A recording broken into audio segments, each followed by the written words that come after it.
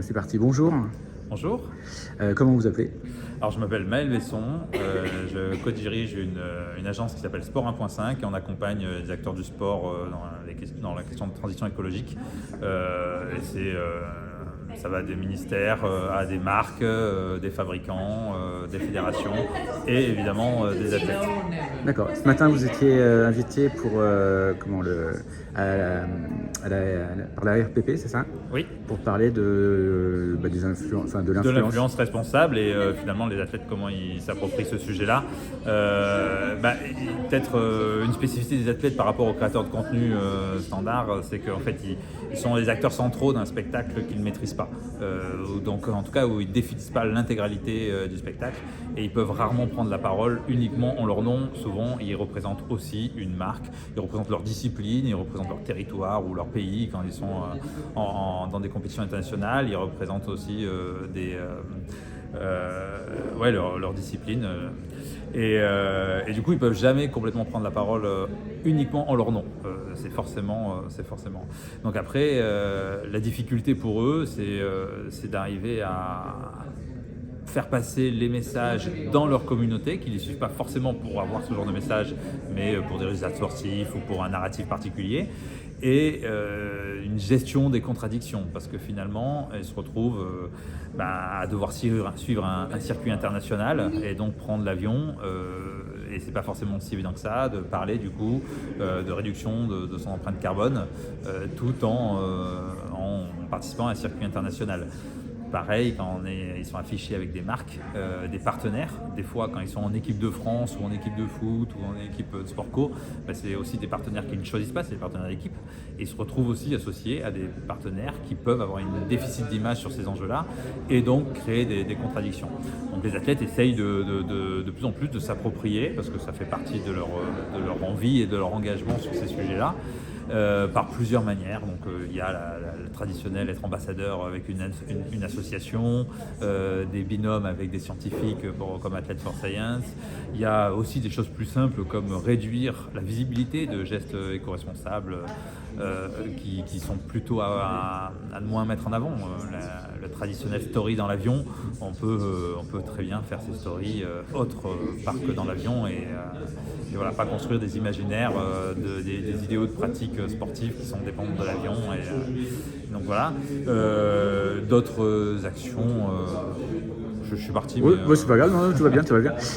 Dans les athlètes maîtrisent en tout cas à titre personnel leurs réseaux sociaux. Quand c'est sur des marques, est-ce qu'ils le maîtrisent aussi ou est-ce qu'il y a une sorte d'agent enfin voilà, ils ont parfois des gens qui répondent à leur place ou qui font valider par exemple des associations avec des marques ou ce qui va être dit En fait, il y a plein de types d'associations possibles. Il y a le spot publicitaire où l'athlète est payé pour être dans le spot. Ouais. Il y a les collaborations où en fait ils vont participer à un événement mais en étant dans un team Salomon ou d'une marque voilà, il y a des moments où ils sont, ce qu'on disait, en équipe de France, donc avec des partenaires aussi ou d'équipe de la fédération.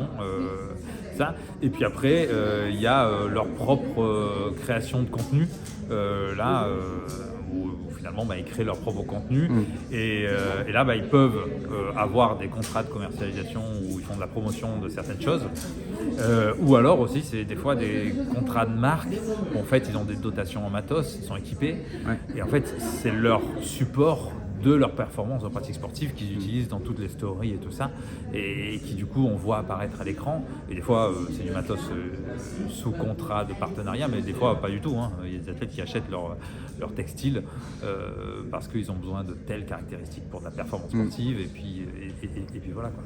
Ouais, je me rappelle alors vous avez parlé pendant la table ronde de ce matin du char à voile abordé par Kylian Mbappé. Je me rappelle aussi, je crois que c'était à Roland Garros où il y avait un joueur, je ne sais plus si c'était Roland Garros ou un match de foot, où il avait retiré les bouteilles de coca pour remplacer par des... Oui, c'est un joueur de... Oui, c'est un joueur du foot. On voit que le sport de toute manière influence les comportements je recommence. Ouais, c'est pas grave. Donc par rapport à cette situation où le joueur a retiré une marque qui faisait partie qui était sponsor du championnat. Il l'a retiré de la table. Oui, alors là, c'est pour des questions de santé et c'est des contradictions avec ses valeurs. En fait, clairement, un athlète, ce qu'il peut commercialiser, c'est son image. Et l'image, c'est deux choses, c'est sa notoriété et les valeurs qu'on associe. Donc quand on a des valeurs sur les questions de santé, les questions environnement, les questions des droits des enfants, enfin, quel que soit, en fait, quand on se retrouve avec des partenaires qui peuvent être en contradiction avec ces valeurs-là, et là, quand Ronaldinho a enlevé la bouteille Coca, c'était sur les aspects santé, elle buvait de l'eau plutôt que des sodas, on voit que ça a un impact très fort. Et c'est pour ça qu'il y a autant d'investissements sponsoring dans le sport, c'est parce que ça a une influence sur le comportement de consommation et tout ça. Un athlète qui boit à l'écran à une bouteille en plastique, son impact environnemental, il va d'une bouteille en plastique, il est de X bouteilles en plastique consommées par effet d'imitation. Donc on voit que c'est là où c'est intéressant, et l'épisode du char à voile avec Mbappé, c'est que il y a quelques années, prendre la parole ou avoir une démarche éco-responsable était un élément différenciant. Maintenant, c'est une norme. Et en fait, il n'y a plus d'acteurs dans le sport, que ce soit organisateurs d'événements, équipes et tout ça, qui peuvent s'affranchir d'avoir un engagement sur ces sujets-là, en tout cas de réduire son impact. Ça devient inacceptable de ne pas prendre au sérieux le sujet. Et ça a fait effectivement un peu boule de neige, donc qui s'est retourné un peu contre Kylian Mbappé. Vous avez dit tout à l'heure qu'il y avait une sorte de groupe WhatsApp, je crois, où il y avait plusieurs sportifs ça, en soutien. C'est en fait dans les prises de parole des athlètes, souvent, parfois, il y a des haters ou des gens qui vont mettre des commentaires assez négatifs, assez réac sur des conseils de tri, de mode de transport éco-responsable, sur ces sujets-là. Donc pour pallier ça, on a une petite boucle WhatsApp où finalement on va s'avertir et on a un groupe d'athlètes qui va venir poster des côtés positifs. Ça permet d'éteindre l'incendie ou l'emballement de messages négatifs en surabondant de messages positifs parce que et de soutien, parce qu'en fait c'est plutôt une bonne chose que les athlètes prônent des gestes éco-responsables. Des réductions de l'impact environnemental. Et puis, pour un message négatif, ça a plus d'influence. Les gens ils cherchent un petit peu ça. Oui, et puis faut se rappeler que la plupart des athlètes, c'est pas des Mbappé avec des millions de followers, et que ça reste des êtres humains, et qu'en fait, quand on se prend une critique, même si on a une notoriété un peu publique, on reste des humains sensibles. Et donc, il y a un côté psychologique aussi de respect qu'on voit beaucoup moins sur les réseaux que de face à face. Alors, on a parlé, donc l'année dernière, il y a eu les JO, qui était un gros enjeu. Je ne sais pas à quel point vous êtes intervenu, en tout cas vous étiez présent sur cet événement. Vont arriver les JO d'hiver, avec tout ce qui aborde le climat et l'énergie. Comment ça se prépare? Est-ce que vous avez déjà vous faites partie déjà des partenaires Alors non, on n'est pas, on fait pas partie des partenaires. On a travaillé sur Paris 2024. Pour le moment, on ne travaille pas sur Alpes 2030. Là, on a plusieurs sujets.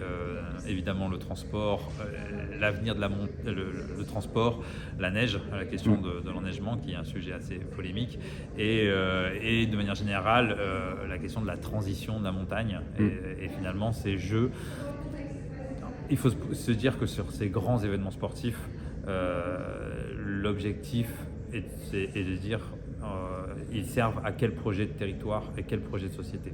Et c'est pas on adapte un territoire ou une société pour un événement, c'est plutôt comment cet événement vient servir ça. Et c'est vraiment l'approche qu'il faut avoir. Donc, comment ça s'est passé pour Albertville? Pour Albertville, pour Paris 2024, pour avoir fait beaucoup de phases de Paris 24, c'était ça la question, ça a été quel projet de société Paris 2024. On veut que ces jeux servent. Et sur Alpes 2030, c'est un petit peu la même chose. En fait, sur les enjeux environnementaux, il faut toujours avoir un peu trois critères. Il y a un, où est-ce que l'événement ou le circuit international, le circuit de compétition ou l'athlète a le plus d'impact. Là où il a un périmètre de responsabilité. Donc même si son impact c'est l'avion parce qu'il fait le circuit international, l'athlète il n'a pas beaucoup de manœuvres pour réduire, il est obligé de faire ce circuit. Donc où est-ce que le périmètre de responsabilité, où est-ce que vous pouvez agir et comment vous pouvez embarquer peut-être des parties prenantes pour agir. Mais il y a un sujet aussi, c'est ce qui est visible.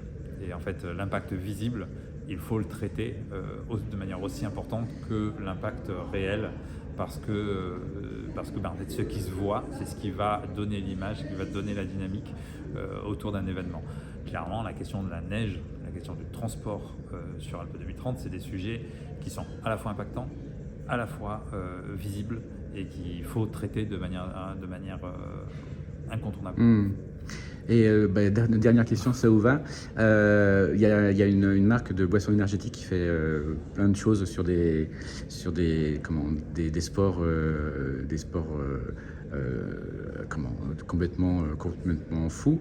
Ils vont installer ils font des installations un peu partout dans la nature. Comment est-ce que vous êtes en contact avec eux pour les sensibiliser? Alors, non, pour le coup, j'ai pas de contact avec. On a le droit de citer des marques ou pas? Je sais pas, sinon je ferai un bip. Donc vas-y. Non, alors je n'échange pas forcément avec des marques qui ont une communication très portée sur les sports extrêmes. Ouais, en fait, l'objectif, c'est quel est l'idéal de pratique on veut construire. C'est quoi les imaginaires? C'est quoi quand on a des photos de grimpe à l'autre bout de la planète, ça nous construit un idéal de pratique dépendant de l'avion, et on sait que autant de transport aérien au regard des limites planétaires, mathématiquement c'est pas compatible, ça rentre pas.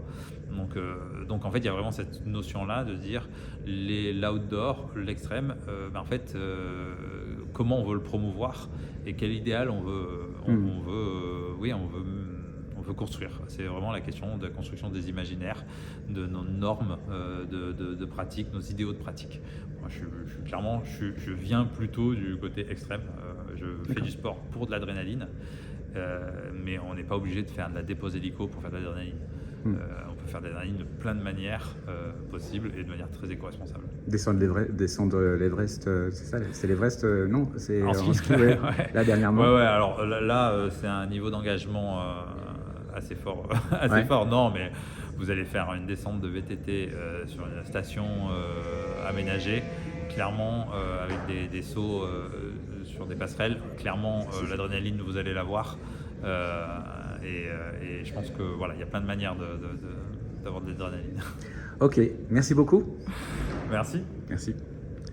Pardon,